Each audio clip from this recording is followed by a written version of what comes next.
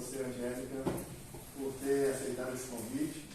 A vez anterior, a professora Angélica, ela não compareceu, até avisei para vocês, ela estava num compromisso muito importante, a discussão sobre a escola cívico-militar, uma escola próxima do nosso bairro, que faz parte também do nosso compromisso social, atender essas demandas, levar o nosso conhecimento, o nosso posicionamento enquanto universidade, nessas discussões, nesses debates importantes que nós estamos passando ultimamente nesse programa. E a professora Angélica é uma batalhadora da formação de professores. Ela está aqui na nossa universidade à frente dessa discussão, nos fóruns das licenciaturas, sempre batalhando para que a gente possa levar para vocês a melhor formação possível, para quem já foi aluno aqui, e também essa continuidade agora no programa de pós-graduação. Por isso que a presença dela aqui hoje é muito importante, que aproveitemos bastante. Professora Angélica, só tem um probleminha que eu tenho uma aula que começa às 19 horas, então se eu sair um pouquinho antes, fique à vontade, o Marcos vai continuar com você aqui, dando todo o suporte, tá bom? Tudo bem. Qual é o tempo que vocês pensaram, mais ou menos, para a gente poder... É o tempo que você achar necessário. Tá? Eles têm até as 20 horas, por exemplo, para ficar. Então, o tempo que você achar. Tá bom. Então, eu vou fazer uma apresentação. Eu acho que eu consigo fazer em torno de uns 40 minutos, mais ou menos. E aí depois a gente discute, né? E vê o que você tem questões. Okay. Tá bom? Ô, gente, então, olha, é um prazer estar aqui com vocês, né? Eu vou contar um pouquinho, assim, de mim, inicialmente, né? Também a partir dessa fala do professor William. Eu fui durante alguns anos, né? Desde 2016, coordenadora das licenciaturas da universidade, junto à Pró-Reitoria de Graduação. E coordenei também o projeto institucional de formação docente, de bolsas de iniciação docência, que é o PIBID, né? Eu não sei se aqui vocês já foram supervisores de PIBID, ou até já foram bolsistas de PIBID, né? Coordenei durante um bom tempo, de 2016 até o ano passado, até esse ano, quando eu saí para me tornar diretora da Faculdade de Educação. Então, hoje esse protagonismo no campo da formação, ele se desloca um pouco das políticas, né, assim, ligadas à Pró-Reitoria de Graduação, mas para que eu possa atuar dentro da Faculdade de Educação, né. E aí, nessa trajetória, eu acabei, assim, me envolvendo muito no campo da formação docente, quer dizer, no campo das políticas de formação docente. Porque trabalhar com formação de professores, eu já trabalho há muito tempo, né, desde, inclusive... fui professora de educação básica na área de biologia há muito tempo, aí já como professora, quando finalizei o mestrado aqui, comecei a trabalhar também com formação de professores no SES, na Unipac, no Viana, em vários cursos de licenciatura de biologia, né? E depois, quando eu passei aqui na universidade, no concurso, em 2007, eu comecei a trabalhar, então, mais efetivamente só com a formação docente, mas num diálogo muito forte com a escola, né? Mas essa questão das políticas, de entender as leis e políticas que hoje estão em debate, estão em tensão no campo da formação, é uma coisa mais recente. Como eu disse para vocês, começou em 2016, quando eu entrei na coordenação de licenciaturas, e que a gente tinha que adequar os currículos das licenciaturas, das 30 licenciaturas que nós temos, a uma resolução nacional, que a resolução era, né, 2 de 2015 do Conselho Nacional de Educação. E aí a gente começou todo um debate, falando de licenciaturas, para poder pensar como que essa reforma ia ser feita. Aquilo durou muito tempo. Quando foi no final de 2018, a gente conseguiu construir um documento chamado PPI, né, que é o Projeto Pedagógico e Institucional de Licenciaturas, da UFJF. Então, esse é um documento muito, assim, interessante para quem está trabalhando com formação, né, tem essa linha mais forte de pesquisa e de estudo no campo da formação, porque ele trata ali, não especificamente de licenciaturas, né, isoladas, mas de qual é a cara das licenciaturas da UFJF, né? e debatido coletivamente, aprovado coletivamente dentro do conselho de graduação. Então ali ele tem os objetivos, ali ele tem o perfil do discente, ali a gente tem a estrutura curricular que a gente deseja, né, com a qual a gente deseja trabalhar. E aí os cursos, a partir de então, já puderam fazer suas proposições curriculares de curso, né, alinhados com esse PPI que é mais macro. E a partir daí vem a pandemia, né? E a pandemia congelou um pouco o movimento dos cursos na feitura das suas reformas de curso, mas agora a gente tem essa missão de fazer a reforma, né? Alguns fizeram, outros não, mas de fazer a reforma curricular acontecer e de associá-la à curricularização da extensão.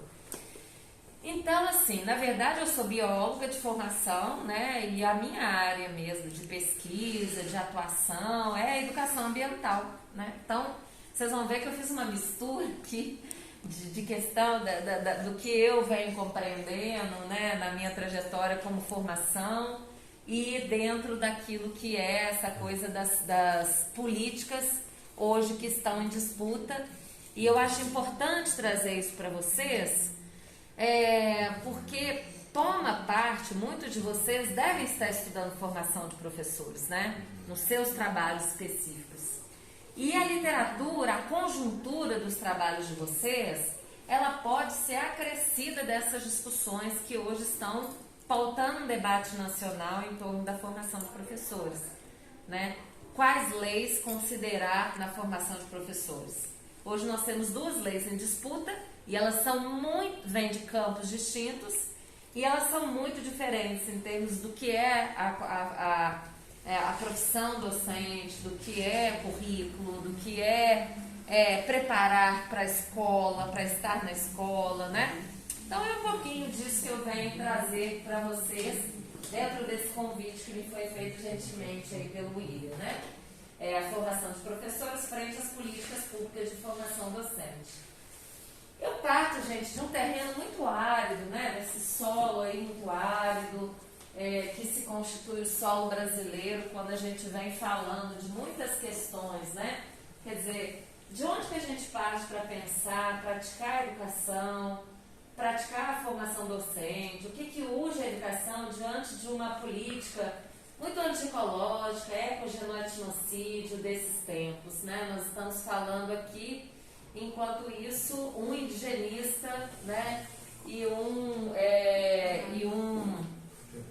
outro professor estão completamente sumidos na Amazônia, né, e nós estamos aí há um mês e meio atrás, uma tribo inteira também na Amazônia estava sumida sem saber que destino tinha sido dado a ela em função, né, tamanho da grilagem, do garimpo, da extração legal de madeira, de todas as problemáticas que se dão ali. Então esse é um terreno mais árido com o qual eu tenho lidado na minha atuação como educadora ambiental, né?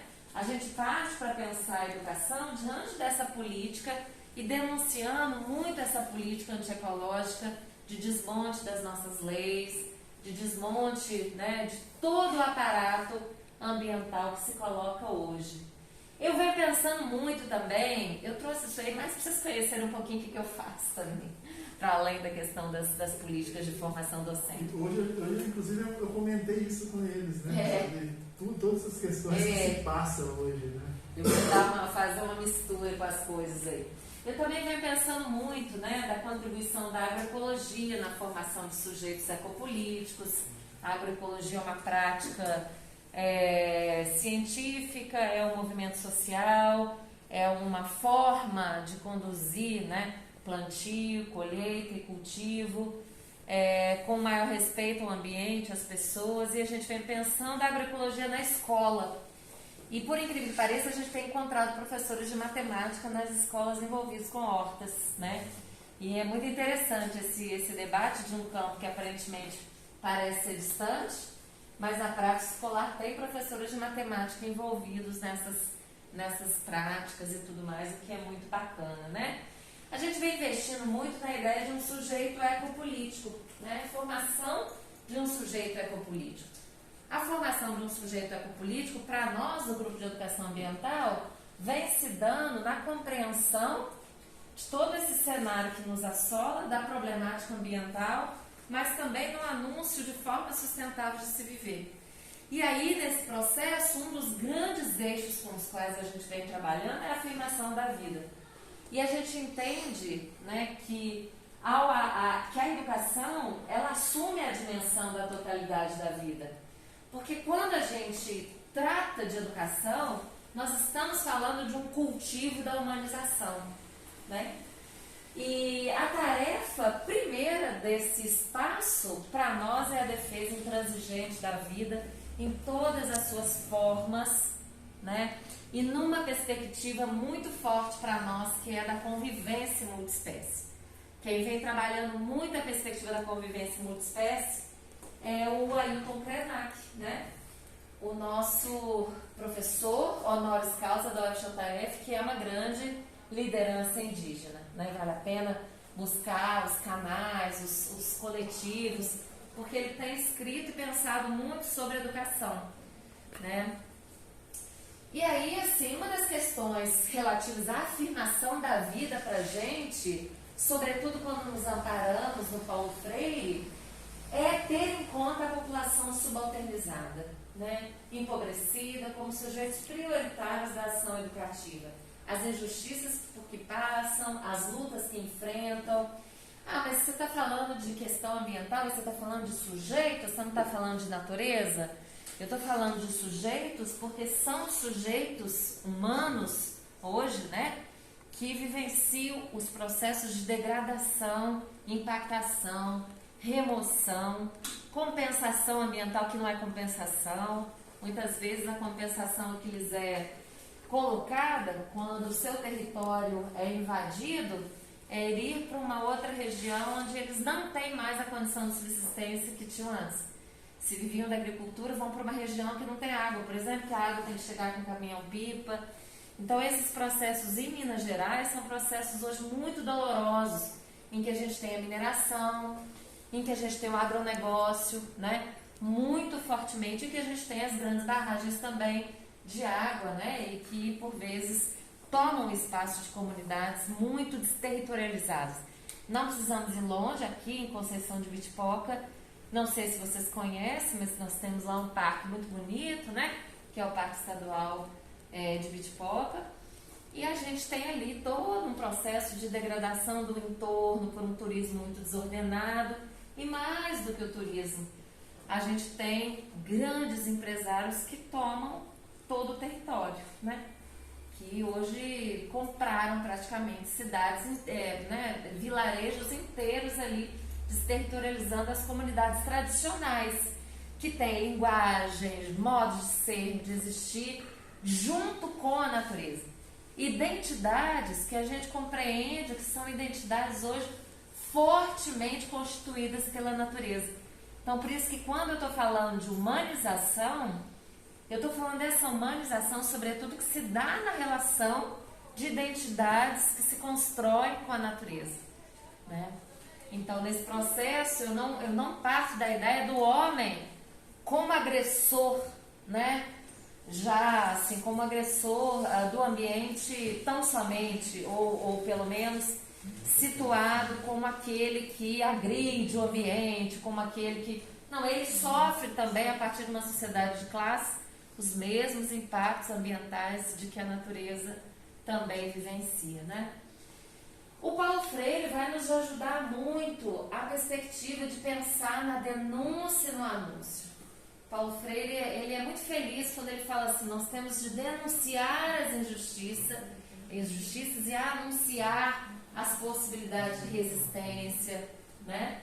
Então, nós temos também trabalhado com alguns autores, o Luiz Antônio Simas, o Luiz Rufino, que vem falando muito assim, sobre como potencializar, né, dar voz àqueles sujeitos denominados de sobreviventes, enquanto sobreviventes e, sobretudo, supraviventes, quando passam a se encantar, quando passam a se situar como sujeitos encantados pelas lutas e pela defesa dos seus territórios, né? Então, é uma pessoa interessante para vocês chamarem aqui, o Luiz Antônio Simas e o Luiz Rufino tem feito um trabalho muito bacana. Eu tenho tido algumas lives com ele, depois eu posso te passar, caso o pessoal tenha interesse. Ele tem um trabalho muito legal, assim, que eu acho que vale a pena, né, de uma reflexão mais ampla da educação, não específica de uma área, muito menos da área ambiental, mas de uma discussão mais ampla, que dá suporte ao entendimento de muitos processos que vocês devem estar investigando na sala de aula e que situam, né, a matemática como referência também, né? Então, eles vão falar muito, nos ajudar a pensar na problematização desses cantos de morada, né, em tudo aquilo que situam as pessoas, sobretudo comunidades etnorraciais, em processos de degradação ambiental. E aí, assim, eu tenho, por exemplo, alunas hoje dentro do grupo de educação ambiental, discutindo programas de educação ambiental da Vale, né, da Fundação Renova, depois do crime ambiental de Mariana e de Brumadinho. Eu tenho alunas de doutorado discutindo o papel de comunidades no entorno de unidades de conservação, né, o quanto essas comunidades são sacrificadas e a maneira como elas percebem essas unidades de conservação e os seus territórios. A gente está em busca de entender esses saberes ecológicos que se dão em meio às feiras orgânicas, feiras agroecológicas. Outras estão em busca de entender os quintais, né, com as plantas, como espaços de pensar soberania alimentar, de pensar resistência à quebra das cidades, né, e a remodelação das cidades. Eu tenho uma pesquisa hoje sobre agroecologia escolar, como eu falei, que parte das hortas. A gente tem um livro recém-produzido agora em fevereiro sobre agroecologia escolar, que também ficou muito bonito, depois passar para eles, né, e que foi escrito, cada capítulo foi escrito por um agricultor e um professor da escola básica, né, ou um pesquisador também. Então, assim, foi bem interessante assim, a feitura desse livro, né. Eu tenho feito um trabalho de iniciação científica sobre a vida dos carroceiros em Juiz de Fora, né, numa tentativa de pensar carroceiros não a partir do lugar costumeiro, né? Eles são pessoas e uma comunidade extremamente injustiçada, porque eles são tidos, sobretudo pela proteção animal, como aqueles que maltratam os cavalos. Mas a gente vem pensando os carroceiros e dando voz a esses carroceiros, pensando na relação que eles têm com os animais, que não é uma relação de maus tratos. A fala, as narrativas que eles vêm construindo, né, os carroceiros têm uma memória, uma herança, eles têm uma ancestralidade e uma tradicionalidade que em alguns lugares eles vêm sendo hoje pensados como comunidades tradicionais.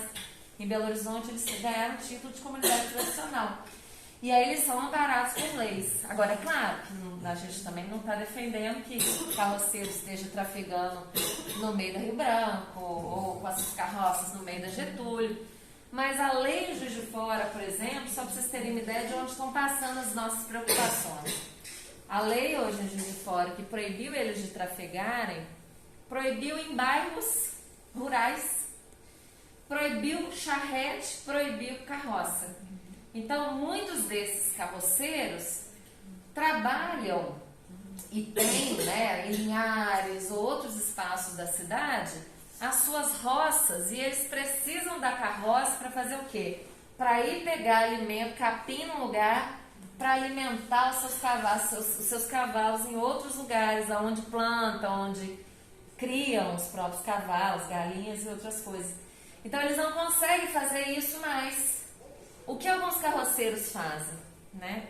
Em geral, pessoas muito empobrecidas, pessoas carregam o capim nas costas e vão levando. Então, são coisas que a gente vem discutindo muito nessa relação com o mundo natural. Uma lei de gabinete, né? Que não enxergou a situação em loco, né? Viu tudo daqui, a minha luz está aqui. Né? E é um tema interessante porque ele fala assim, quem tem direito à cidade, né? Que tipo de cidade para quem? A gente quer uma cidade moderna. Todos nós queremos. Se você falar assim, mas que cidade você quer? É uma cidade moderna, de concreto, que tem, né, asfalto, que tem vidro, que tá tudo ali arrumadinho, cavalo passando na cidade, ou a roça invadindo a cidade é sinal de atraso. Só que é um modo de vida, assim como as benzedeiras, as parteiras, os raizeiros, coletores de sempre-vivas, outros sujeitos que se constituem em identidades muito ligadas à natureza, perderam seu espaço em função desse ideal de cidade que é o ideal colonial. Dentro da discussão colonialidade, decolonialidade, não sei se vocês estão estudando um pouco, mas ele vale a pena fazer essa discussão, né? A colonialidade nos trouxe uma colonialidade do ser, do poder e do saber. A partir das construções e pressupostos coloniais, a gente passou a decidir quem tem direito, acesso e validação de saber em uma cidade, né? Então, nesse processo, figuram sujeitos que ficam à margem de todo esse dito desenvolvimento, que não é includente, porque de fato não inclui esses grupos, né? Então, eu acho que para nós esse tema da carroça chegou como um convite a uma reflexão sobre a cidade e qual o lugar, né, do campo na cidade. Essa cidade que ainda é tão dependente do campo, né, para se alimentar, né, como se dá essa relação. Então, o primeiro ponto que eu trago é esse, né, para falar um pouquinho desse lugar. Então, o segundo ponto é esse também, quer dizer, a afirmação da natureza como constitutiva do humano. A gente vem pensando muito, né, e defendendo muito a possibilidade da vida em comum entre humanos, bichos, plantas, chãos, águas, entre o visível e invisível de territórios e de alianças entre espécies. Então, para o nosso professor Ailton Krenak, né, que é professor honoris causa dessa universidade, a vida é multiespécie. Somos uma floresta de seres, natureza que se espraia em vidas entrelaçadas. Ele vai dizer que cada um de nós carrega, né, genes antepassados de todos os seres incomuns que nos constituem. Todos os mamíferos, anfíbios, répteis, plantas e tantos outros seres que nos constituem enquanto aliança de nascimento, desde que nós éramos lá, os primeiros bactérias e conservados que começaram a viver nessa face da Terra. Que a gente carrega, ele vai dizer que carregamos dentro de nós pó de estrelas, né? Então ele tem uma fala muito bonita nessa direção, que nos ajuda muito a pensar esse dilema de apartamento em relação à natureza que vivemos e de facilidade com a qual nós hoje nos constituímos fora dela, né? E vai nos lembrar cada vez mais que nós não estamos fora, nós estamos dentro. E que quando nós estamos falando da questão da natureza, os autores da educação ambiental nos lembram que a problemática ambiental não é do mau comportamento humano, meu, seu, ou de qualquer outro sujeito. Ela é estrutural, né? Ela vem do processo de desenvolvimento científico e tecnológico que a gente construiu a partir do século XVII, ela vem do capitalismo que se fortaleceu utilizando a natureza como coisa, e ela se intensifica cada vez mais hoje num processo de mercantilização da natureza cada vez mais amplo, que coloca água, alimento como commodity, né? Então, é um processo bem difícil esse, né? Então, para nós, né, a horta surgiu desse lugar aí, como entre pesquisa e extensão, né, a horta como um caminho para a formação docente. Então, já que eu estou falando de formação docente, eu não poderia deixar de trazer esse testemunho para vocês do que me movimenta mais, né? É a possibilidade que uma horta escolar traz de formar sujeitos para o entendimento das relações campo-cidade, para o entendimento da falta nossa de soberania alimentar, né? Para a nossa dependência do agronegócio, para a ideia de que o agro não é pop, né? De que o agro é doído, de que, né, nós estamos vendo aí a guerra da Ucrânia, e a gente agora tem que aguentar a Globo falando que nós vamos ficar sem alimento porque, né? É um absurdo, né? Porque os países que constroem, que desenvolvem fertilizantes, estão deixando, os fertilizantes estão ficando caros. O nosso alimento não vem do agronegócio. O nosso alimento vem do pequeno produtor. Certo que alguns deles, que muitos usam fertilizantes, né? Mas você também tem muitos outros agricultores pequenos que alimentam mercados, que alimentam estruturas e que não fazem uso desse tipo de fertilizante, né? Tem soluções outras caseiras e tudo mais, que são muitas caldas naturais e outros processos de produção de um alimento mais vivo, né? Então eu tenho feito muita coisa, muita pesquisa, muita extensão em torno dessa problemática da horta, dos carroceiros, das benzedeiras e de tudo aquilo que cheira e que tem forma de natureza, né? Bom, mas aí a gente, né, isso tudo, essa experiência que vem comigo já há muito tempo, me coloca para pensar assim, por que queremos formar professores e professoras? Né? Qual é o sentido dessa formação? Inclusive vocês estão aqui se formando, pesquisadores, mas também se fortalecendo enquanto professores e professoras, né? E podem estar olhando a formação de outros professores, a prática, porque quando a gente olha a prática docente de um professor de matemática, a gente também olha a formação dele, né?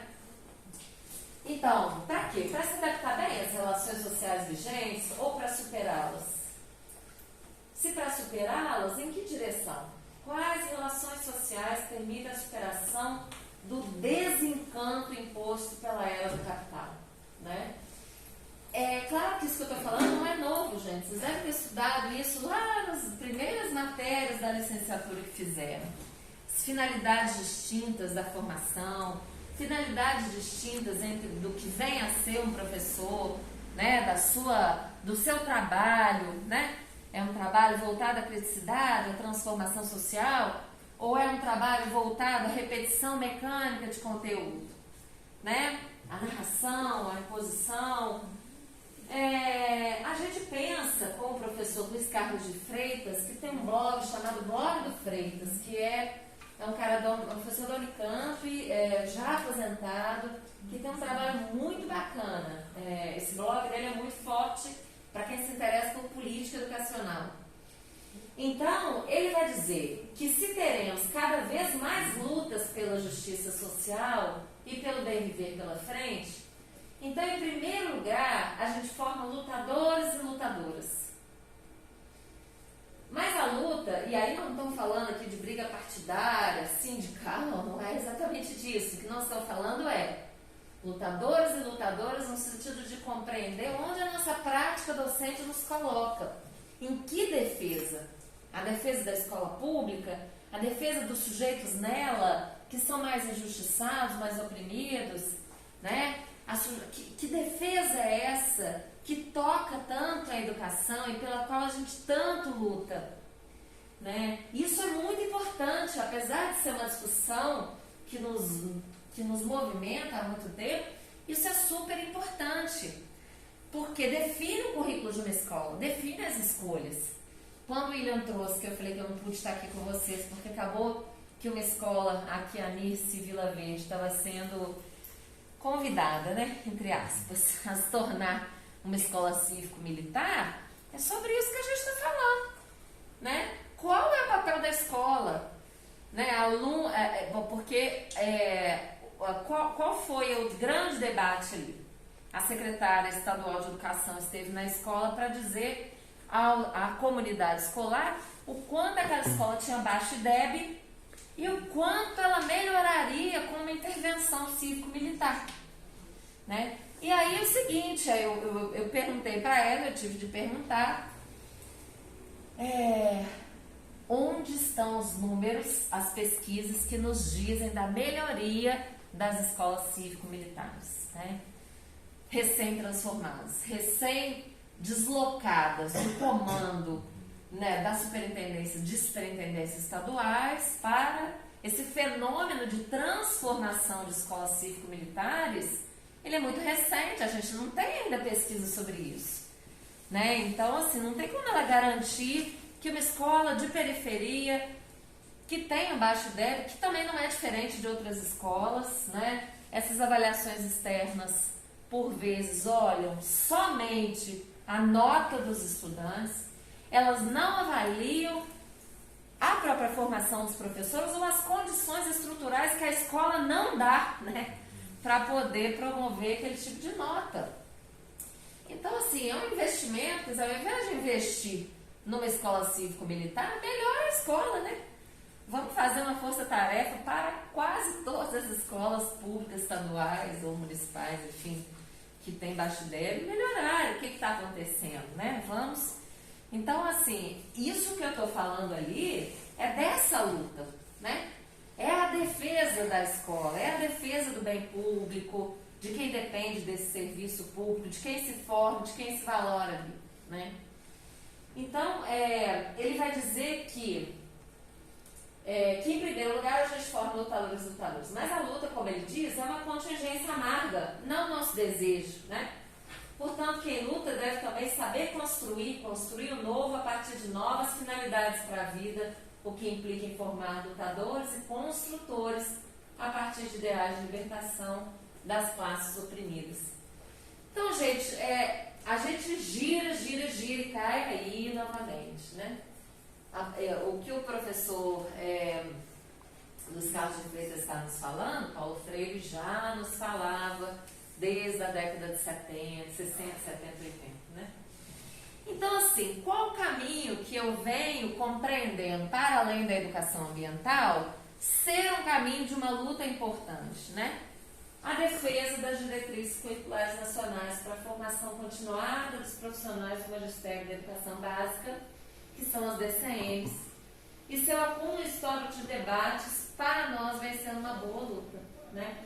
Ela se constitui como um importante instrumento para conter a desqualificação e a desprofissionalização docente. Então, eu vou contar um pouquinho a história dessa legislação para vocês e o que ela pode significar. Acho que ela pode significar até mesmo para as pesquisas de vocês, né? Então, ela foi aprovada em 2015. Então, essas diretrizes, gente, todos os países têm diretrizes que direcionam a formação de professores, né? Vai dizer como é que os professores têm que ser formados, a partir de que currículos, de que número de horas, de quantas horas de estágio, de quantas horas de prática, né? Com que concepção. E essa resolução ela foi aprovada pelo CNE em 2015, depois de muita discussão e muita intervenção e muita defesa de algumas entidades importantes da classe científica da educação.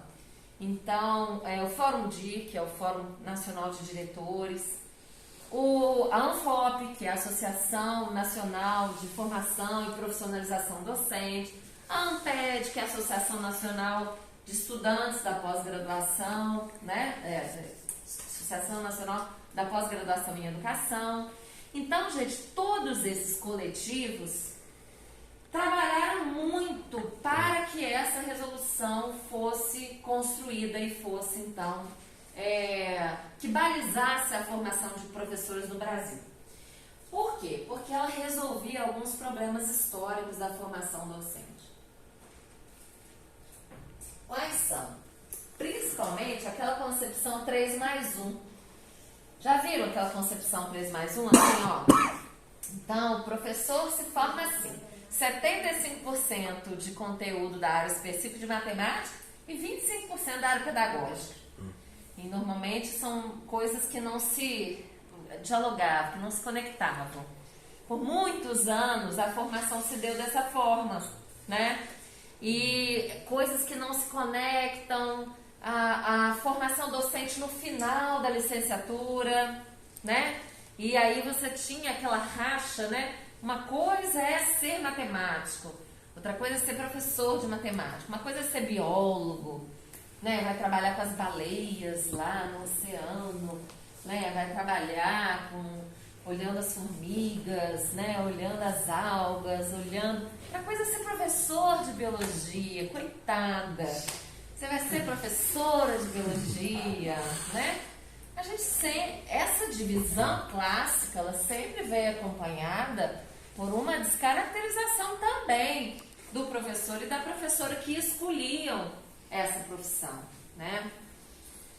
E assim, na UFJF, isso é histórico também, né? Não sei se até o fato da separação entre unidades e a Faculdade de Educação estarem prédios distintos favorece um pouco esse diálogo, ou seja, a falta de diálogo, né? Favorece essa distância, mas o fato é que essa concepção 3+1, ela foi subvertida por essa resolução, né? Então, assim, aumentou o número de horas de 2.800 alguma coisa para 3.200 horas. Se estabeleceu que além de 400 horas de estágio, todo estudante de licenciatura deve fazer 400 horas de prática como componente curricular. Que além de você ter, né, dentro dessas 3.200 horas, além dos estágios e das práticas, o estudante tem que fazer 1/5 do currículo relacionado a uma dimensão pedagógica, mas na relação com o conteúdo de referência, né? Eu não vou fazer uma didática 5 dada por um pedagogo que não dialoga com matemática, né? A perspectiva é de diálogo com as áreas de referência, de uma concepção teórica, interdisciplinar, prática, né? Que valoriza o trabalho, que valoriza a pesquisa, que valoriza o chão da escola, que situe o aluno na formação mais próximo à realidade da escola, para ele poder entender, não só a partir do estágio, mas ao longo de todo o processo formativo, desde o primeiro, segundo, terceiro período, ele vem olhando a escola, ele vem entendendo, observando, criando materiais, criando planejamento, criando relações com as comunidades, né? Indo, produzindo, intervindo. Então, essa resolução ela foi bastante defendida em função disso. Aqui no UFJF, por exemplo, os nossos 30 cursos, né, de licenciatura, por exemplo, a gente tem aí cerca de 1.200 estudantes. A gente começou a pensar esse projeto pedagógico chamado PPI com base nessa resolução. E aí a gente pensa nesse documento, né, que foi aprovado em 2018, tá lá, ó. A docência, o que é? Ela é uma ação educativa, ela é um processo pedagógico intencional, metódico, envolve conhecimento específico, interdisciplinar, pedagógico, né? Então, olha, ela não envolve só o pedagógico, ela envolve conhecimento específico, pedagógico, né? O reconhecimento das instituições de educação básica fortemente como espaço de formação. Não é um espaço fictício. A sala de aula não pode ser uma sala de aula onde a docência se coloca de forma fictícia, né? É na escola, no chão da escola. Articulação entre teoria e prática, novamente, né, nos domínios dos conhecimentos científicos e didáticos. E as questões, olha lá, socioambientais, éticas, estéticas, relativas à diversidade étnico-racial, gênero, sexual, religiosa, de faixa geracional, sociocultural, compreensível de equidade, inclusão e respeito à diferença. Está posto no nosso PPI. Quando a gente olha lá para o nosso PPI, as práticas como componente curricular, elas são espaços privilegiados de educação. Nossa, desculpa, não é escoçando. De educação e direitos humanos. Perdão. Essa máscara, né? Aqui vamos pelinhos, assim, né? Aí, então, gente, a educação em direitos humanos, ela é fundamental nesse documento, nessa legislação. E ela, no PPI da UFJF, ela subsidia as práticas como componente curricular, as 400 horas devem ser prioritariamente espaços de discussão de educação e direitos humanos. Né? Então, assim, a ideia é formar professores que saibam lidar com essas questões quando chegar na escola. Porque a escola tem e traz toda essa diversidade. Né? E, portanto, é preciso um professor nos moldes contemporâneos que lide com a inclusão, que lide com os direitos humanos. Né? Bom, aí... E aí, na UFJF, né, a gente conseguiu criar essa política baseada nesta lei e ainda criar um processo chamado residência docente, que eu não sei se vocês conhecem. É um programa, né, é um programa para recém-formados, de formação continuada, que dá uma bolsa para o professor recém-formado especializar-se por um ano. É uma residência igual à médica. A gente conseguiu equiparar essa residência pedagógica docente, né, com uma residência médica. Então, a bolsa é de 3 mil e poucos reais para a pessoa se dedicar ao estudo por um ano. Óbvio que são poucas bolsas no cenário que nós temos. O processo de seleção é muito rigoroso, vem gente de tudo quanto é lugar para poder tentar. Né? A gente normalmente tivemos estamos na terceira turma.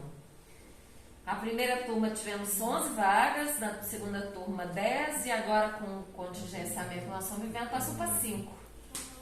Então, assim, mas o programa não morreu e a perspectiva é da gente conseguir melhorá-lo, ampliá-lo com as condições que, se Deus quiser, ano que vem a gente vai ter melhor, né? Vamos rezar muito para isso. Então, aí assim, e aí a ideia de são quantas horas? Esqueci agora a quantidade de horas, né? São muitas horas na escola para aprender com os professores e trabalhar com aulas compartilhadas, né? Co-docência, que chama. Então, assim, é bem interessante assim, o projeto. Ele pode fazer em qualquer escola ou não, só o João. No João, né? A gente quis, com isso, recuperar o João dos Três como espaço de formação. Inclusive, os próprios professores do João orientam os trabalhos de formação docente finais, que são os TCCs, né? Então, dos estudantes que depois de um ano desenvolvem um trabalho, desenvolvem um projeto e estão ali. Né? Então, esse programa é um programa muito interessante de ser estudado. Na área de matemática, tem professores lá do João de matemática, todo ano teve matemática. E eu não sei quem aqui da matemática que foi envolvido, porque assim, a gente tem umas tríades, sabe? Professores dos institutos, professor do João e o estudante. Eu acho que o Oeste estava. Não sei se foi o Oeste estava no PIBID, né? E o Marco também já esteve no PIBID.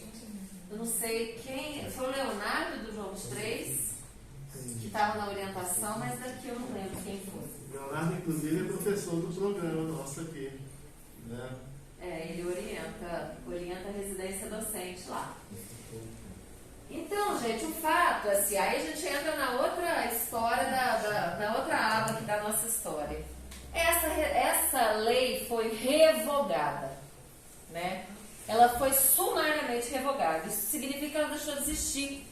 Enquanto os cursos estavam ainda dentro do prazo para se adequar a essa legislação, o governo, um dos primeiros atos assim, do seu governo, do atual governo, ele cortou essa resolução e, no lugar dela, estabeleceu uma outra, que a gente chama de resolução CNE, Conselho Pleno, né, CP, esse Conselho Pleno, de 20 de dezembro de 2019. Então, em 2019, o governo aparece com uma outra resolução para a formação de professores.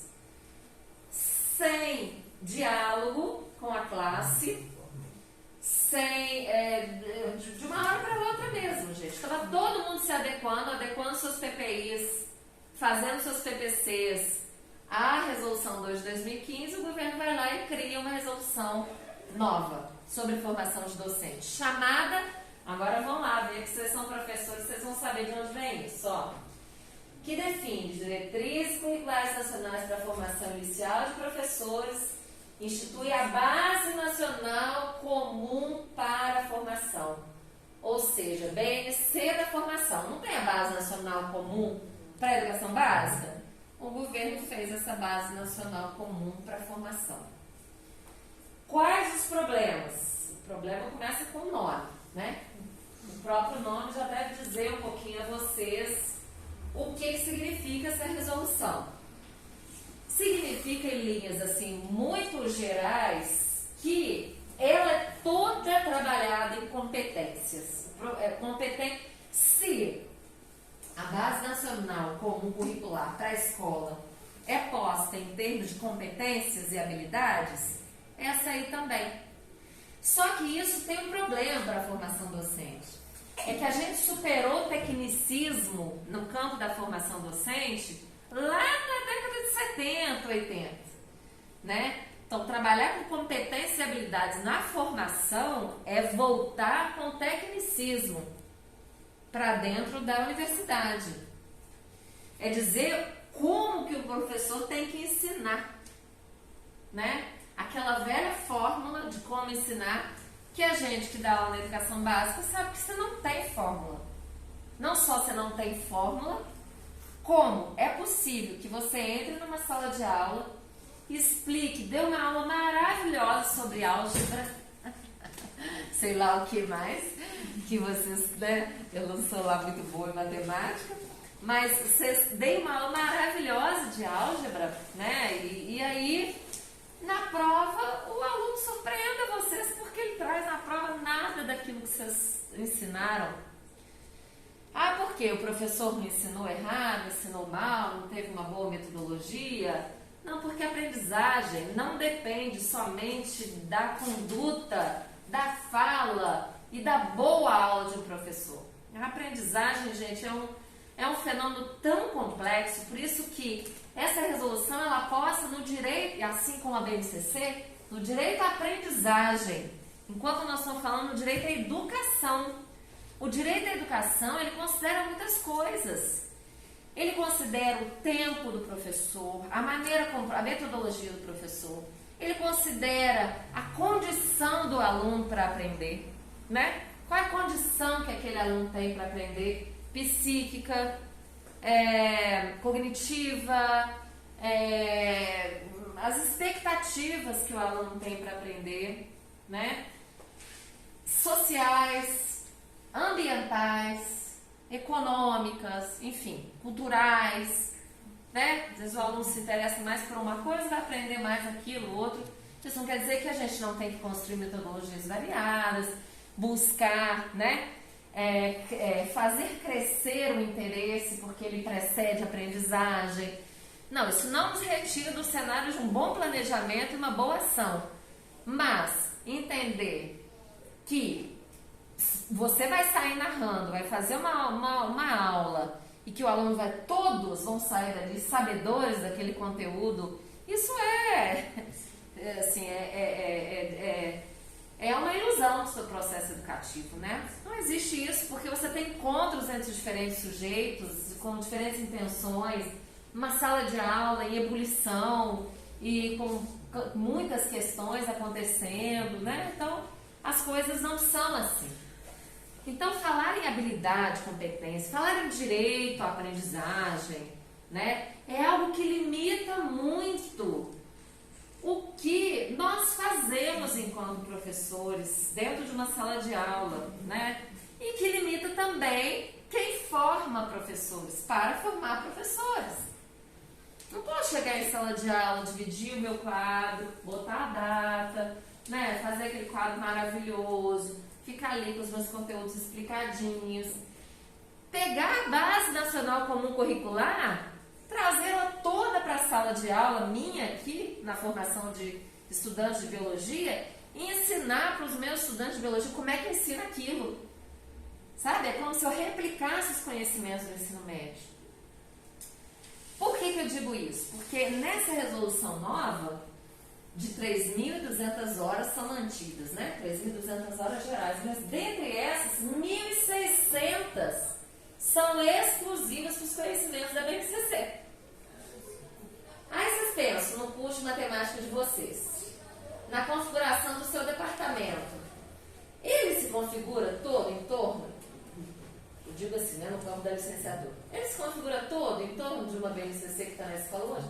Quantos conteúdos, especialidades que os professores que nós temos aqui têm, que não são conteúdos específicos que estão postos ali? Ah, mas isso é um problema, porque as unidades têm conteúdo demais. Ok, isso é um fato, gente. Às vezes tem conteúdo demais, tem um conteúdo, os cursos são muito pesados, às vezes em coisas que talvez não demandam, não tenham tanta, não despertam, não tem tanta necessidade a formação de um professor. Só que a gente não pode moldar a universidade a partir dessa relação direta da escola. Então eu vou replicar aqui aquilo que eu quero que o menino da escola, a menina da escola aprenda, né? A gente tem liberdade, autonomia também para construir os conteúdos, como por exemplo, para trabalhar na educação em direitos humanos, que ela some da BNCC. A BNCC, no campo da educação ambiental, ela não traz a palavra educação ambiental mais. Aliás, ela traz em seu lugar uma outra, educação para o desenvolvimento sustentável, que é outra coisa, que é a ótica do mercado, que é a ótica é outra história, né? Hoje não daria tempo para a gente discutir isso, mas é outra história. Não, a discussão de gênero some, de sexualidade some, as questões étnico-raciais estão muito escondidas, né? Esses projetos de vida aí do ensino médio, a gente não sabe muito bem como é que vai ser isso, né? Qual o espaço que as escolas públicas terão para investir nos projetos de vida, enquanto as escolas da rede particular estão investindo em conteúdos para o PISM, para os vestibulares, e a gente pode ter uma grande divisão entre escola pública que prepara para os projetos de vida, para a empresa, né, para o trabalho técnico, e a escola particular que continua a preparar para o ensino superior. E aí, né? Então, assim, isso gera questões para a gente pensar a formação, sabe, assim, em torno do que se deseja, do que deseja o governo hoje que venha a ser um bom professor e uma boa professora, né, sobre o que venha a ser. Então, o estágio, por exemplo, só para vocês terem uma ideia, são 400 horas. Eu vou lá buscar meus alunos. Tá, já sei se tá certo. Eu também já estou terminando. A conversa aqui está tão boa que eu vou trazer os para cá. Ah, então tá. Eu também já estou terminando aqui. Daqui a pouquinho a gente já pode parar para conversar. Tá. Então, gente, em termos de estágios, são 400. Essa legislação atual, ela define 400 horas de estágio igual a outra. Mas só que ela cita assim, ó, em situação de realidade de trabalho. Quando a gente vê, então assim, por exemplo, nós temos hoje, essas 400 horas se dividem em 200 mais 200. 200 uma disciplina teórica que discute aquilo que é visto na prática. Ali não vai poder ser mais assim, 400 horas na escola. Isso significa o quê? 20 horas por semana em um semestre. A situação dos estágios mesmo. São 400 horas, mas são 400 horas todas na escola. E aí, isso dá 20 horas por semana. Isso significa, em um semestre, né? Isso significa que talvez a gente esteja contando aí com a substituição de professores. Né? Com precarização mesmo, né? Cada vez maior para a escola, né? Então se perde a formação, se perde um documento teórico, porque a resolução 2 de 2015, anterior, ela tinha uma concepção teórica, ela era robusta, ela vinha, né, com as tendências, com as discussões sobre finalidade, com várias discussões sobre currículo, docência, né, com uma bagagem no campo da educação ampliada. Essa não tem nada, ela está zerada em termos de concepção e pressupostos, né? Então, gente, é um problema. A gente corre de perder uma especificidade pedagógica e teórica de um documento de formação em nível nacional, né? A gente pode ter de rever as diretrizes para a formação de professores em função da revisão de diretrizes de formação para a educação básica. quando você atrela demais, né?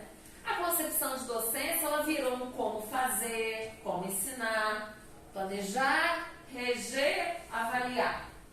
Né? Aquela abordagem bastante tecnicista que a gente sabe que a gente faz, a gente planeja, a gente rege, a gente avalia.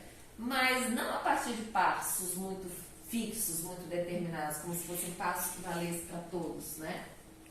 Então não é assim. Isso tem uma. Se isso for a cabo, vai ter uma repercussão. Não, já foi. Né?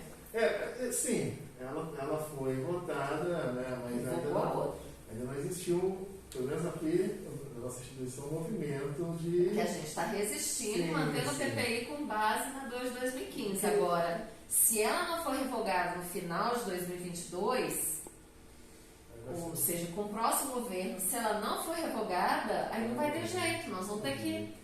A gente vai afetar porque o de ENAD cheio vem. também, vai afetar de cheio também os programas de pós-graduação que tem esse foco na formação de professores. Sim. Eu acho que vai.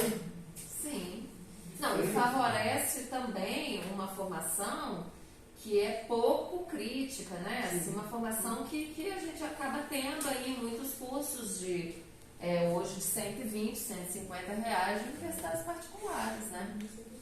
De licenciatura, né? E formação continuada, assim, às vezes também muito precarizadas, enfim, né?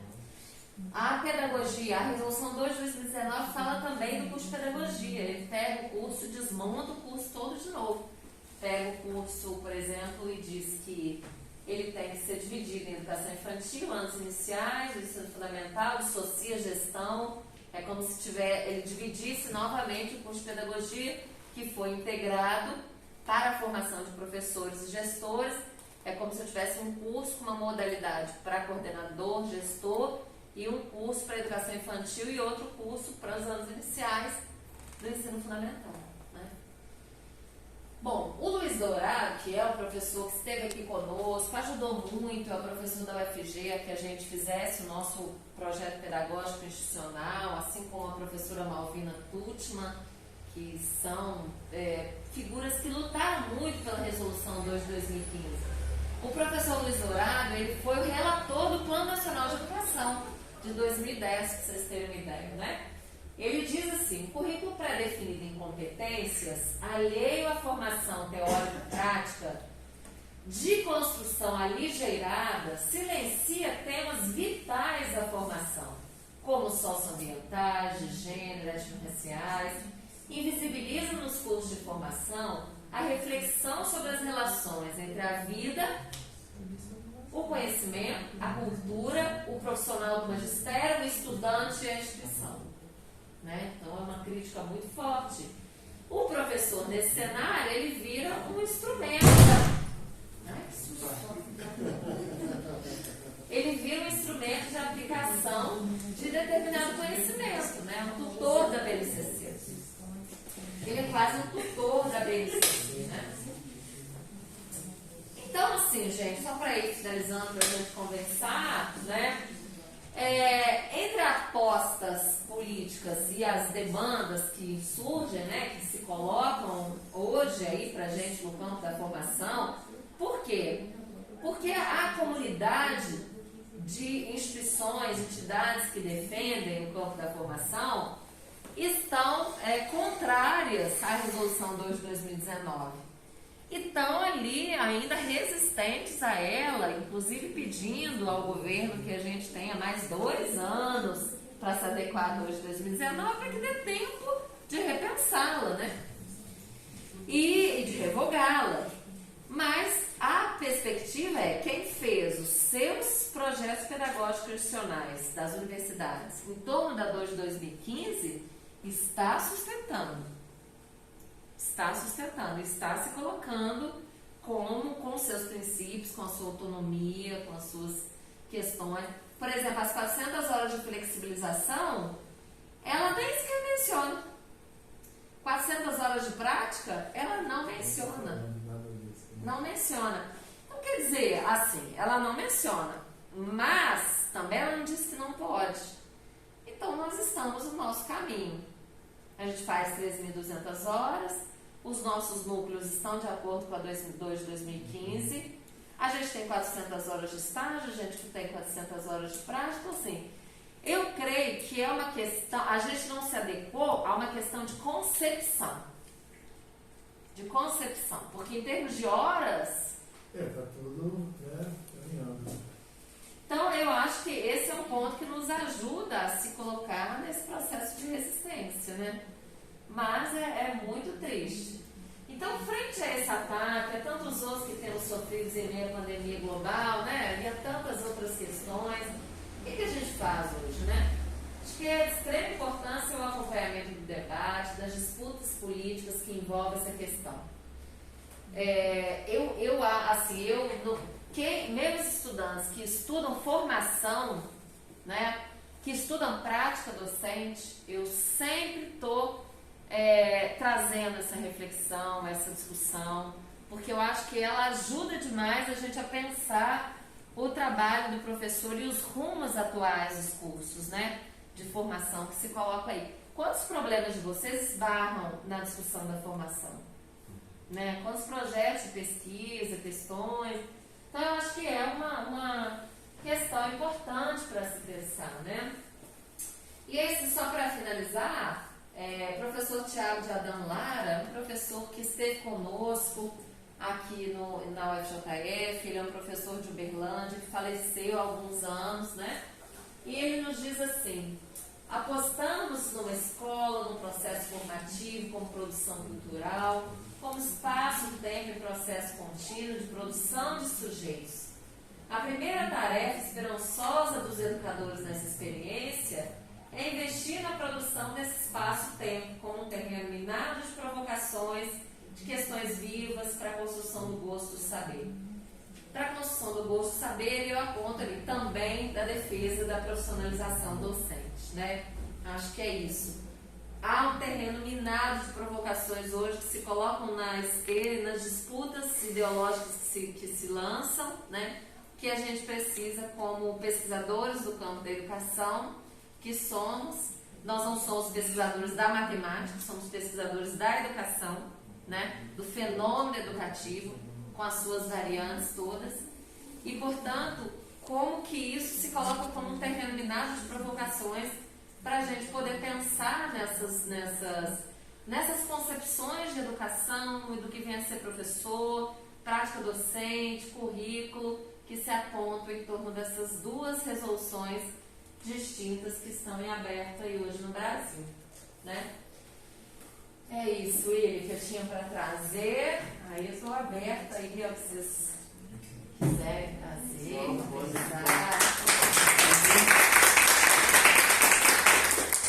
Obrigada, gente. Essa aqui é Ana, dos colegas do Viana.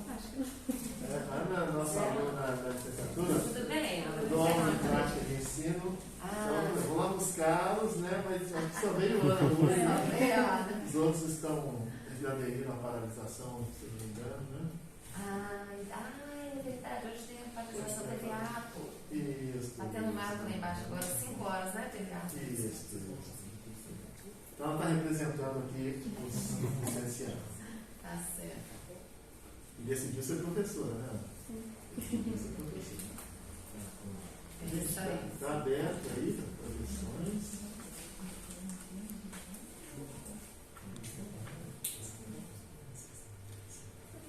O prazo, então, final para poder bater no martelo será 2022 ou a prorrogação que está sendo pedida vai até 2022? 2024, a prorrogação está sendo pedida. Mas a perspectiva dela não é prorrogar porque está entendendo que ela é boa e que todo mundo quer se adequar, não. É, na verdade, é revogar. Sim. É para trabalhar com a revogação, né? Dá tempo ao tempo e a gente chegar em 2023 com uma condição de discussão que revogue. Né? Assim, se o MEC bateu o martelo com dezembro de 2022, pouquíssimas instituições vão ter se adaptado. Pouquíssimas. Porque virou uma bagunça, gente, assim. Né? Você tem duas resoluções em questão e ainda assim, apesar de ter uma ter sido revogada, mas na verdade a base, né, não quis essa revogação, Então, assim, a coisa continuou, né? Você tem conhecimento do número, por exemplo, de instituições que tentaram atuar ou não está vendo? Eu parei de acompanhar isso, porque como eu saí, né, da coordenação de licenciaturas, eu parei de acompanhar, mas a gente tem um Fórum Mineiro em defesa da profissionalização docente. E pelo que eu vi, nenhuma federal mineira tinha aderido. Nenhuma delas, né? FOP, Uberlândia, UFMG, UFJF, São João del Rei, todas elas, né? Nesse entendimento de que a resistência é necessária, né? Professor, a discussão foi boa e a gente passa por isso na escola, né? Porque a gente tem hoje em Minas, né, o ano 2022 como o ano da recomposição, né? Como diz a nossa secretária de Educação, né? E a gente vê isso na escola. No primeiro ano, por exemplo, esse novo ensino médio, isso é uma confusão total. São 27 conteúdos no primeiro ano. Como situar o professor que está chegando, está voltando, né, nesse momento de pandemia, nessa confusão, é uma imposição grande demais. Eu fiquei impressionada quando fui ver o conteúdo de física. Física eu quase caí para trás. Não, mas o conteúdo não diminuiu em nada. Eu achei até interessante o conteúdo de biologia, porque entrou muita coisa da questão ambiental. Saiu muito aquela coisa da nomenclatura dos grupos vegetais, animais, e se investiu muito nisso. Mas na área de física, eu fiquei impressionada, assim, foi uma coisa absurda, né? Nós agora na escola, inclusive ontem eu conversei com o professor de física que ele me contou exatamente isso. Se antes já era impossível você fazer uma aula de física que desse conta de tanto conteúdo, agora ficou mais impossível ainda. Aula, né? E não se sabe quantas vem depois. A gente tem o segundo e terceiro, né? Esse é só o primeiro que vem. E ele ainda colocou para mim o seguinte, porque eles estão agora em fase de escolha do objeto 3, que seria um material de leitura e formação docente, né? Só que não é para os itinerários. O itinerário, que é uma coisa que todo mundo está muito perdido, sem saber para onde vai, ainda não tem esse material. É para o professor de aula regente mesmo. E aí ele falando comigo assim, eles vão pegar aquela parte do livro didático, que já vem meio pronta, e vão fazer disso um livro novo. Quando na verdade eu preciso de mais tempo para o meu aluno em sala de aula e eu não tenho. E aí, aproveitando minha fala, já vou entrar numa questão que estávamos discutindo hoje na aula do professor William. E quando na aula a gente falava sobre o avanço do campo, né, da educação matemática para o campo profissional e reflexão, a gente falou do tecnicismo. E aí, com a sua fala, a impressão que eu tenho é que a gente está andando para trás, né? Nós estamos voltando de um lugar que nós já saímos, nós já vimos que aqui saiu com os PCNs, lembra? Sim. Como é que os PCNs avançaram desde concepção? Trouxeram problema também, né? Aquela questão lá dos parâmetros curriculares nacionais e o eixo transversal. Aquilo foi muito também difícil para a escola também compreender como fazia transversalidade, às vezes, né, com pouca estrutura, com os conteúdos transversais assim, meio gravitando sobre as disciplinas, né? Mas, em termos de concepção, ele era muito mais rico, gente. Muito mais rico. Isso não aparece na BNCC, né? Não. Aparece assim, ideias, parece que... Temas especiais, são temas chamados especiais, mas não tem também, assim, um lugar e um tempo no currículo, né? Eles estão espalhados, assim, dentro das disciplinas, mas também com algumas restrições, né? A questão de sexualidade e gênero, ela está completa, não tem espalhamento nenhum, ela está esvaziada mesmo. Já era um desejo do governo anterior, né? Uma preocupação aí. Foi muito controverso, né, essa questão da BNCC, né, porque ela começou a sofrer, assim, as primeiras versões foram feitas dentro de um viés mais crítico, e aí algumas áreas começaram com uma disputa, A segunda versão veio mais esvaziada. Em algumas áreas, por exemplo, toda uma área foi recomposta, se negou a primeira versão. E aí foi substituída, a história, por exemplo, substituiu toda uma equipe que produziu uma primeira versão menos eurocentrada, né? E aí produziu uma nova, uma base completamente diferente. E isso né, foi completamente desconsiderado. Então, acho que a base de história, por exemplo, tiveram 3 ou 4 versões. Uma completamente distinta, uma não é a continuidade da outra, uma completamente distinta da outra, né? Então, assim, muito controversa a construção da base, muito controverso o uso dela para fins da reforma do ensino médio, né? Muito controverso, mais ainda, o uso dela para fins de reforma de currículo de formação de professores.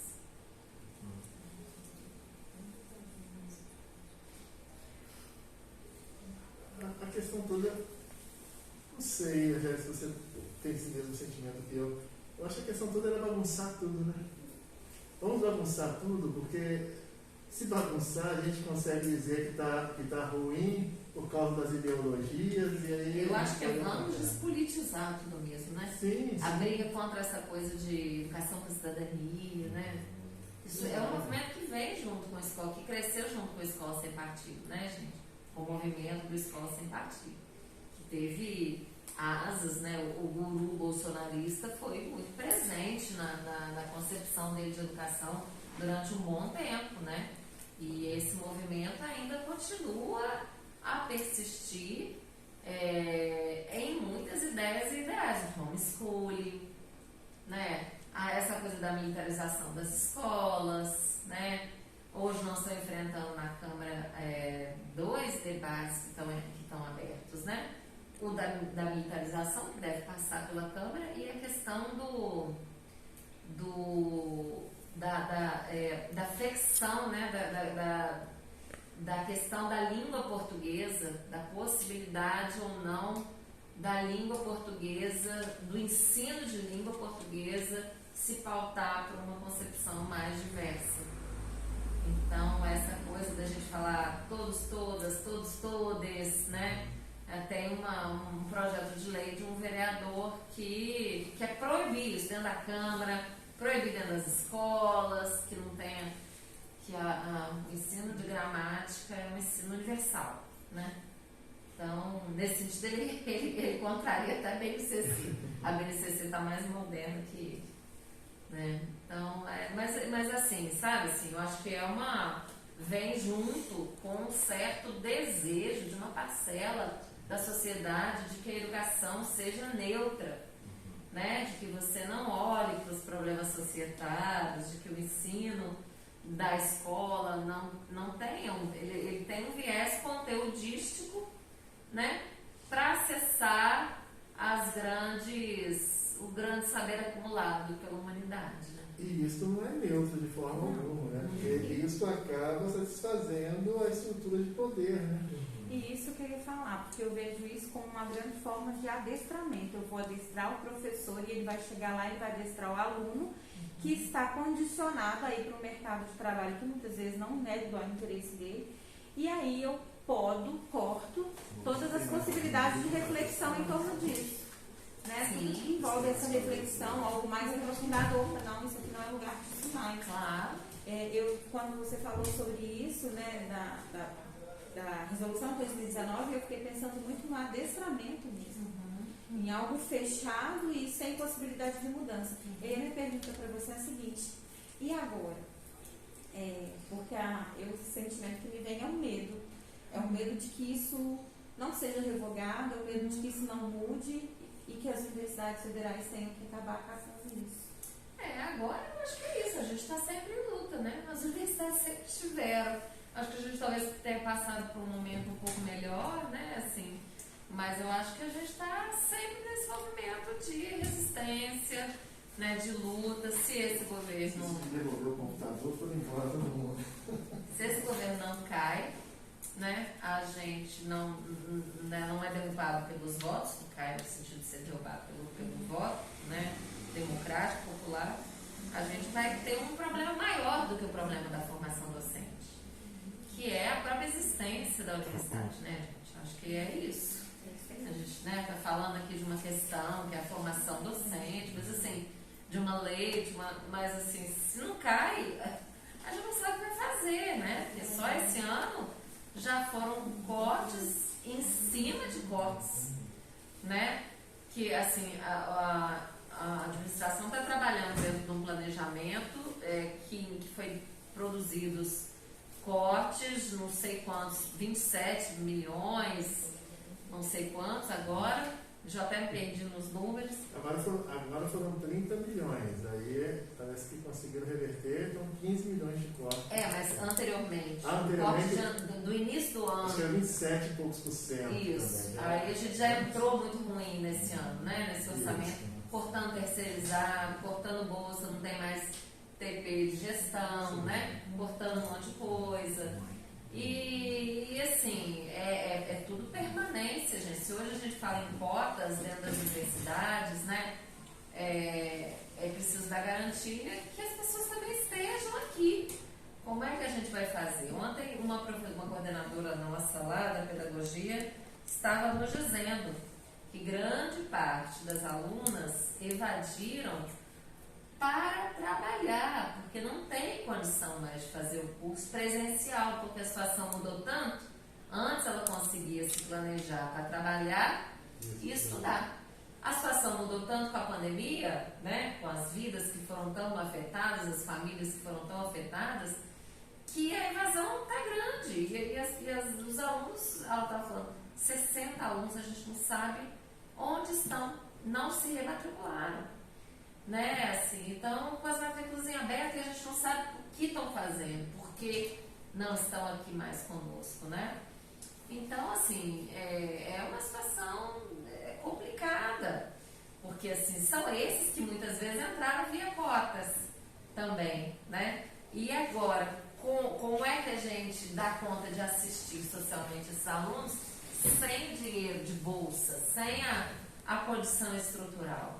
E outras coisas que vão afetando, né? Por exemplo, a última reunião que teve no Cônsul, relativo a esse corte anterior que você está falando, tiveram que decidir algumas coisas, né? Uma delas foi essa questão da bolsa de TP, então, para segurar ainda um valor que fosse compatível à renda dos nossos alunos, né? Pelo RU. Você viu que o RU não aumentou o valor. Cortaram algumas coisas, né? O suco já não tem mais, né? Um pouco variedade de aumentou para professor, né? Aumentou para professor, isso. Mas uma das prioridades foi tentar segurar essa questão das ações afirmativas, né? Que tange essa permanência, né? Como é que eu vou afetar isso, né? Transporte, por exemplo, tem muitos alunos que ganham bolsa de transporte aqui. E aí é por isso que talvez os alunos estão todos lá agora reunidos, né? Estavam no centro, porque a situação não é fácil. E às vezes, vocês professores, por exemplo, da escola básica, podem pensar assim, mas o que isso me afeta? Né?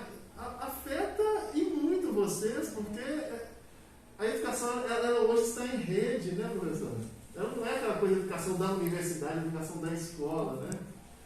Mas é claro, vamos atacar primeiro lá aquele espaço que falam que é o espaço de formação de ideologias, né?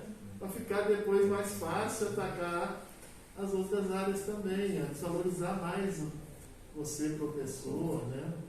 Eu me coloco nesse lugar, William, porque a minha graduação aqui, em 2007 a 2012, eu peguei uma paralisação na época também, ela só foi possível porque eu tive esse auxílio. Eu não pagava nem o mínimo do RU, eu tinha o auxílio do transporte, eu era bolsista, o meu pai e minha mãe não tinham condições de me manter aqui, como muitos eu sei que não tem. Então, o meu sustento na cidade de Juiz de Fora, como pessoa de São João, né, veio todo da universidade, veio todo dessas ações afirmativas, que eu vejo que se hoje na atual condição, se não tivesse isso, talvez eu não teria continuado, porque meu pai e minha mãe não teriam condição de me dar o mínimo para ficar aqui. É muito né? sério, gente. Isso é muito Tá sério. falando. Isso É, abre assim, portas assim E como outra, fecha. a evasão é maior nos cursos de licenciatura.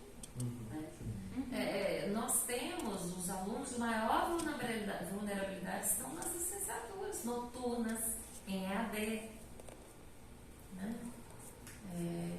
Não é fácil, né? Então, assim, e aí com esses cenários, você pensa, né? A reforma do ensino médio para o professor de ciências sociais, filosofia, ciência da religião, né? Geografia, história.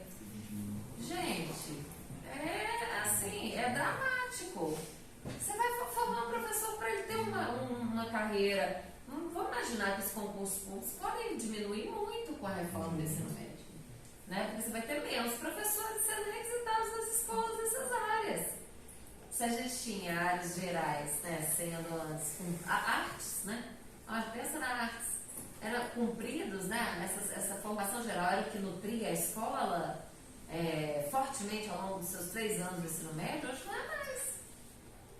Né? Então, nós vamos formar esses professores para darem aula aonde o aluno vem fazer aqui, né? Quantos anos de ciências sociais, de filosofia, disso, daquilo, de artes, para ser um professor, para trabalhar onde com esse viés, assim, muito reducionista, de formação. Pode se decretar o fim das licenciaturas, né?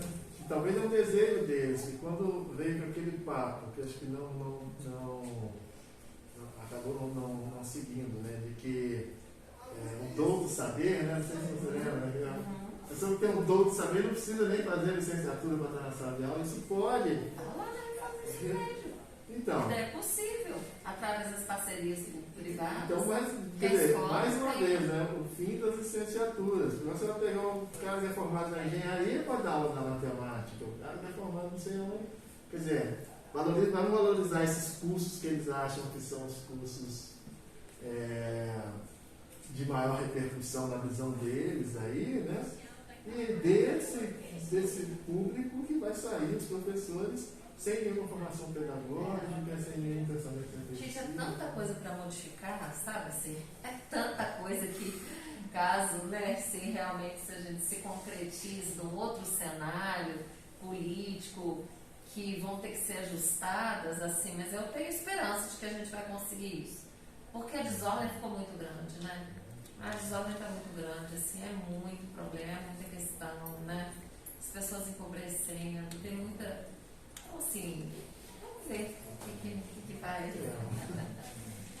Temos que ter esperança, além de tudo, né? Esperança e ver que pelo menos estamos no fim, né? No fim desse terror, né?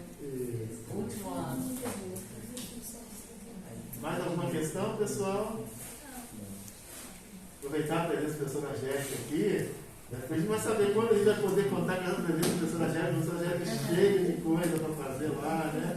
Não, mas imagina. Olha, depois qualquer coisa que você precisar, né? Se o pessoal quiser, o livro de agroecologia escolar, que eu falei, caso alguém se interesse, eu tenho como te passar. O livro, a gente fez o livro do PIBID também sobre formação docente, que explica esses problemas todos. Tem capítulos que trazem o capítulo no livro do PIBID, que é um capítulo, isso na Quest tem um monte desses livros, ele pode passar para vocês. Tem um capítulo que é do professor, ele fez o prefácio, o professor Luiz Dourado, que eu falei, né? É um capítulo super bonito que explica esses problemas todos. Então, quem quiser trazer isso para a dissertação, né? Essa discussão no campo da formação, tem lá nesse livro como trazer, né? Como se embasar. Rogério, estou muito feliz pela sua presença. Eu acho que nós aqui nos nossos mensagens de educação matemática, nós estamos fazendo um movimento muito interessante, que é a gente trazer conhecimentos outros, né, que vai agregar ao que a gente estuda, ao que a gente pesquisa, e tornar a nossa formação continuada né? E hoje aqui com a presença da Ana, na formação inicial, você vai ter a oportunidade de estudar com a professora Angélica lá embaixo, né? E tal, na educação. Não vai, eu só dou aula para biologia. Eu não dou disciplina geral. Você puxou disciplina assim, né? E tal, enfim, ecologia ou enfim, essas coisas que a professora trabalha, mas enfim, eu acho que esse é um ganho desse nosso programa, porque a gente não pensa numa formação que olha só para a matemática, o ensino da matemática, etc. A gente tem uma formação mais ampla no entendimento desse fenômeno chamado educação. É por isso que esses encontros são importantes para nós. Não é. E outra, essa coisa do mestrado profissional é muito bacana, né? Porque vocês pensam um problema da prática e vem na discussão teórica, né? Com a construção teórica para poder também tentar repensá-lo, né? Então, o princípio de um projeto de um mestrado profissional é muito bacana. Muito mesmo. E vocês podem ter certeza que a gente está tentando fazer o melhor para vocês em termos de levar conhecimentos amplos. Não restringir a ideia apenas naquilo que eu talvez precise estudar para a minha dissertação, então, mas ampliar esse universo. Eu sempre, na verdade, eu uso um termo, né, do professor Ott, que nós professores somos intelectuais exemplares pelo papel, né, e a função social que a gente exerce, né? E para exercer essa intelectualidade, nós temos que sair da nossa zona de conforto e voar para fora da gaiola. É isso. Ter essa coragem de voar para fora da gaiola, de pegar esses conhecimentos que a gente vai construindo e vai percebendo em outras áreas e tal, interagir com esses conhecimentos, não no sentido de, eu só ouvi, então, não, interagir mesmo. Você trouxe coisas hoje muito importantes, né? A gente poder pensar a degradação do nosso meio ambiente. E outra, não se pensa no meio ambiente sem o indivíduo. Então você está resgatando a dignidade humana também nesse processo da construção cultural e ambiental. Né? Eu acho que na sua fala isso ficou muito, pelo menos para mim ficou muito claro isso. E se vocês assumirem essa postura, vocês vão se transformar na essência educadores matemáticos fora da gaiola, efetivamente falando. Promover a educação é algo que vai além da minha formação específica. Vai dar vontade de transformar. Mas eu não consigo transformar sem conhecimento. Porque sem conhecimento a gente só fala besteira e fake news, né, professor? É verdade. Agora, se quiser, um dia eu venho falar de educação ambiental, porque hoje eu só dei umas pinceladas iniciais ali, não consigo mais falar de questão da formação de professores sem trazer outros pontos que são muito, muito fortes para mim hoje, né? Então é isso, mas eu prometo que um dia eu posso vir para falar de educação ambiental direitinho e a pesquisa em educação ambiental, né? Porque eu acho que interessa a vocês também esse movimento da pesquisa né? O que a gente faz em pesquisas sobre, né? Gente, vamos, por favor, aplaudir.